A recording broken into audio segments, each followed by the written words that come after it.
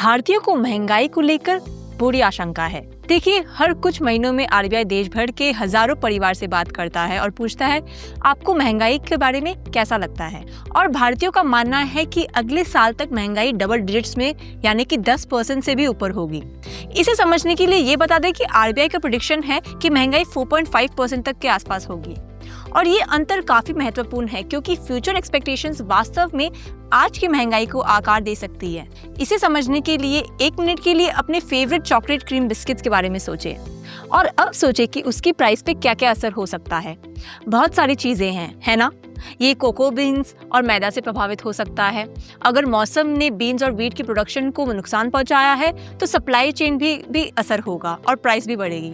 या शायद मिल्क की प्राइस भी बढ़ेगी क्योंकि कैटल फीड में कोई समस्या हुई है, या शायद ऑयल प्राइसेस तेजी से बढ़ रही है। ये सब फाइनल बिस्किट प्राइस में जुड़ा होता है और ये सारी ग्राउंड रियलिटी है। लेकिन अब आप इस फेवरेट बिस्किट की प्राइस को बारीकी से देखेंगे तो इसकी प्राइस धीरे धीरे साल में 10 रुपए से 11 हो गई है।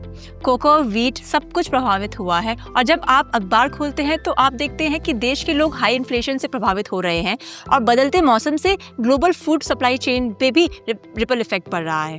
तो इस बढ़ते महंगाई पे आप वो बिस्किट्स की कीमत अगले साल बढ़ने से पहले उसे जमा करके रखने की सोचते हैं।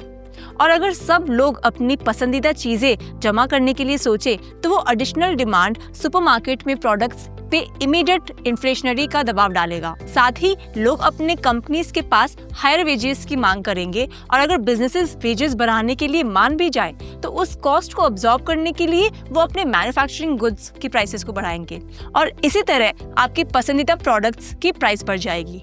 और मित्रों, इसी तरह हायर फ्यूचर इन्फ्लेशन की एक्सपेक्टेशन एक खतरनाक साइकिल बन सकती है।